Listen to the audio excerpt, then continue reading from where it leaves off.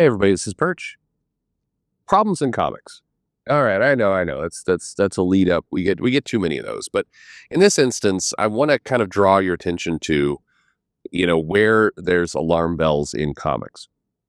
I had a good conversation with a writer. We were talking about problems, and what's true is that in many times we get hung up with what I would say is the flashier or the easier, and really the easier problems in comics. I'll give you an example.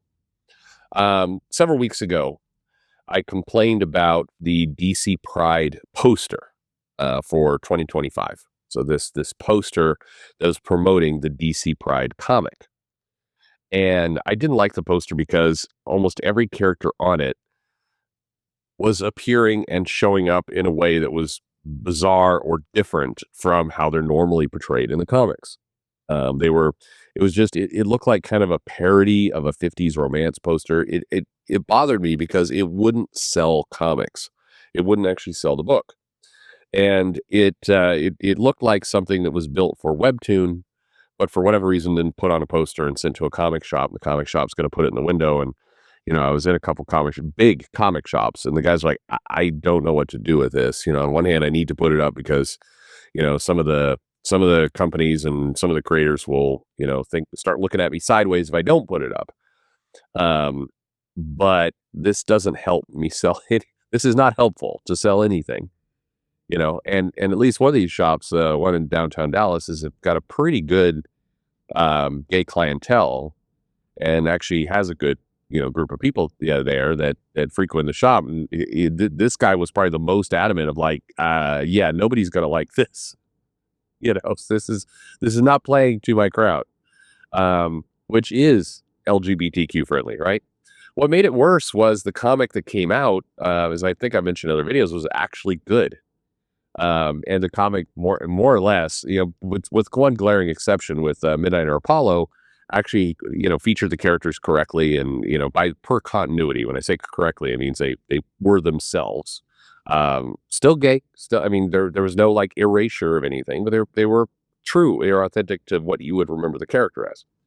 And the story felt threatening. Like it was actually a good comic that, when I say threatening, it's like, felt like there were stakes. It had a lot of the elements that make a good comic. So it made me even more puzzled. Like, why would you promote it this way? And on top of that, if your goal is to do something for Pride and gain acceptance and all the rest, then you would want those comics to do well. You would want, you want them to make an impact. And so that felt self-defeating, when you had something that was, not going to make an impact. But anyway.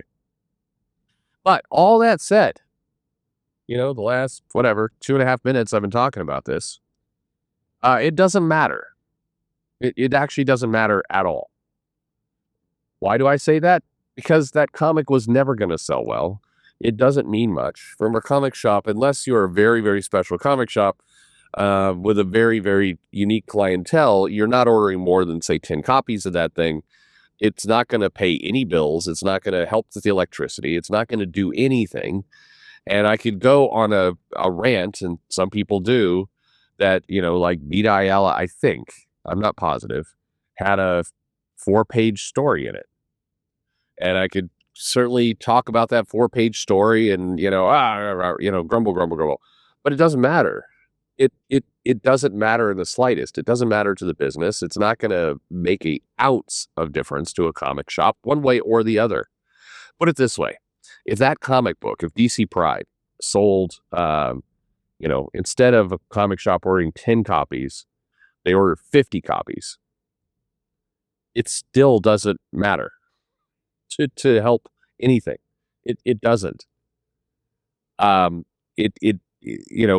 books need to, the trick to assessing what's important in comics is, from the retailer perspective, do they order a lot of them? Do they sell out of their comics? Do they order more? Do they go back for reorders? Do they, does it keep the lights on? Does it pay the rent? Does it help pay for staff? Does it allow the store to expand? Does it provide financial security? The DC Pride book is a non-factor. It's a non-entity to that task. I can complain about it, and frankly, my complaint is legitimate. Continuity, keeping the characters the same, marketing and promoting your books well. You want to do well. You should do a good job of those things. All very important and all very, very true. But at the end of the day, insignificant to the real problems facing comics. The challenge is that if you go on YouTube, you hear a lot more about the problem I just mentioned versus the problem that actually is putting comic shops out of business. Vita and the DC Pride issue is not putting comics out of business. There is no comic shop, no matter what you've seen, no matter what has been done. There's a guy, it's like 4 years ago, who I still don't understand why anyone listens or he has any credibility whatsoever, but got busted going into a comic shop, taking 4 or 5 stacks of comics and then putting the Marvel Voices Pride issue on the top and going, look at this stack of unsold gay issues. And then, careful people are looking at it like, you could see the comics behind that one are a different comic. So I don't know what you're trying to do there. There's no, I defy you to go into a comic shop and find any stack of any significance for the Pride issue. You won't find it because the comic shops aren't ordering it. Again, it's a non-factor. It's kind of like, again, the marketing of it, stupid, bad. The comic itself, pretty good. So what a waste. But it's kind of a little bit like you look at yourself and you go, I've got a mosquito bite here on my arm. And, it's super itchy and annoying. I need to focus on that. While like a bear is gnawing off your leg and the other side of your body is being consumed with radiation and you're dying of cancer. But this mosquito bite is the important thing. That's the problem. It doesn't mean we, don't complain about it because the complaint is legitimate, but it doesn't rank. So what does? Well, quite frankly, it's a very boring answer, but Spider-Man selling less than 100,000 copies. Yeah, that's a disaster. That's screwing the entire industry. Because, and lots of, God bless you, lots of good friends at DC and Image and everything else. And no offense, proud of your books and everything else. But when Marvel fucks up, they drag everyone with them. That's because they are so big and so dominant that it really, the comic retailer world for a long time has revolved around Marvel. And, second place, DC. DC is working hard all the time to try and half the time it feels like DC is doing that because, they want to be number one because, that's how you compete. And half the time it feels like DC is doing that because there are some people aware at DC that if they don't take the baton, Marvel's just going to dump it right in the ocean and fuck everything up. So there's always this mix of strong competitive and then desperation. Sometimes when I look at DC, there's a little bit of the, oh my God, we got to bail water here. Meanwhile, you've got this idiot in the back of the boat just punching holes in the bottom of it. But yeah, Spider-Man not selling well, big problem. The X-Men lineup going from bad to worse to disaster is a major problem. If you look at, One World Before Doom and the fact that you've got a big event and that thing has landed like a kind of, and I'm sorry, it's just, it is what it is, landed like a wet turd. You can't have an event featuring one of Marvel's biggest villains in their history with vague tie-ins to the biggest, Disney movie this summer. And a pretty, one of their bigger name artists. And Ryan North isn't one of their bigger name writers, but I mean, he's coming off of a, critically acclaimed Fantastic Four run. And this series is death, like death in the comic shop. That when you put the two against each other, One World Under Doom, absolutely underperforming.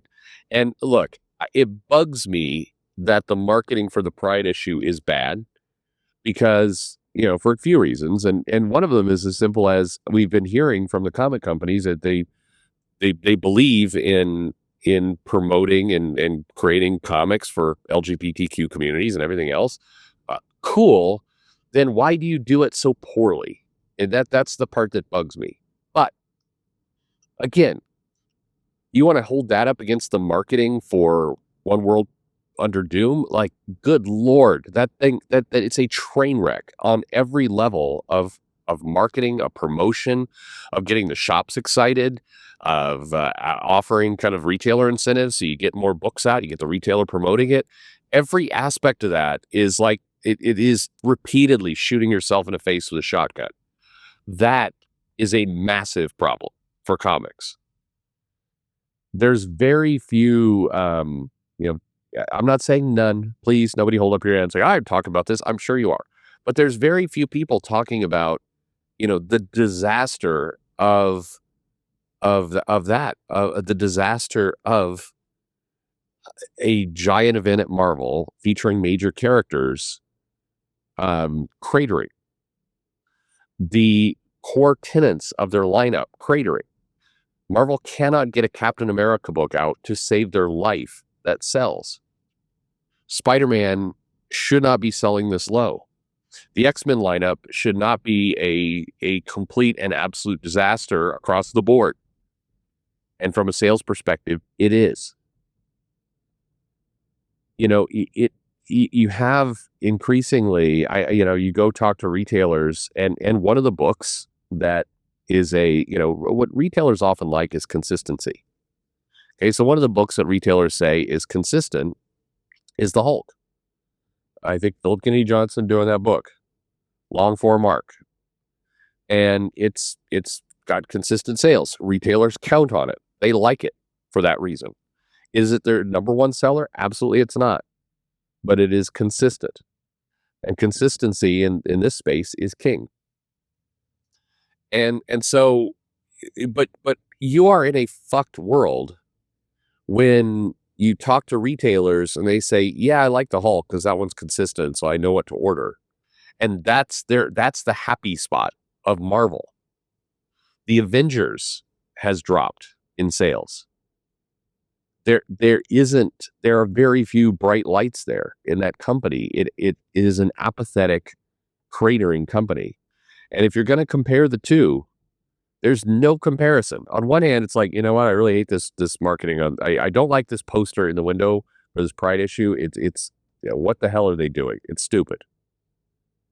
By the way, the bear that's attacking the body, the complete disaster, is the fact that the largest publisher is shit the bed so spectacularly on multiple fronts that it is creating a black hole that's sucking everything else into it. And by the way, this is just one thing. Of the other things that are impacting comics, yeah, zero, zero competence, zero long-term commitments for creators, leaving them confused and puzzled about where to go next. Okay, prices too high for the market. Distribution, a disaster. There's lots and lots of problems in comics. So I guess I'll wrap this up by saying, look, there are major problems in comics. Sometimes I talk about the little problems. I'll try not to do that too much. I admit my own. I admit my own bias. No, the bias isn't that I don't want a gay comic on the shelves. The bias I have is when you say you're going to do something well, I want you to do it well. That's what got me so hung up over that issue. It just, I don't. It doesn't compute. It's. I apologize. I understand how it may have sounded to some, but it doesn't compute. Do the job well. By the way, the very, very first thing I did when I saw that poster and I talked to the retailer like, yeah, I can't put this up, is I sent a photo of it to a friend who is gay. And I said, what do you make of this? And the response was, oh my God, what? WTF? But again, it's one of those things that's like, oh God, this is annoying and dumb. Why is this so annoying and dumb? And then you turn your attention to, and P.S. Spider-Man doesn't sell. Literally now, as I said, the DC Pride book doesn't pay any rent, doesn't pay any electricity, pays no bills. Spider-Man does. Batman does. when Batman has a bad run, like this recent Chip Zdarsky run, and suddenly the comic is selling 20,000, 30,000 copies less than it's supposed to.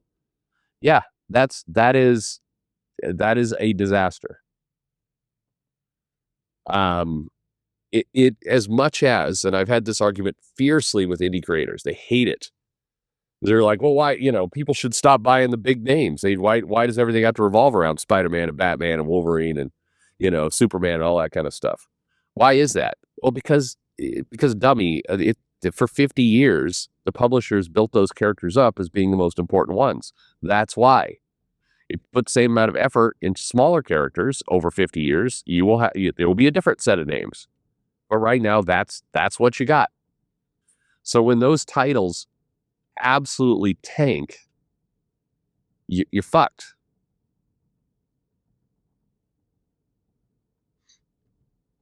Thanks for listening.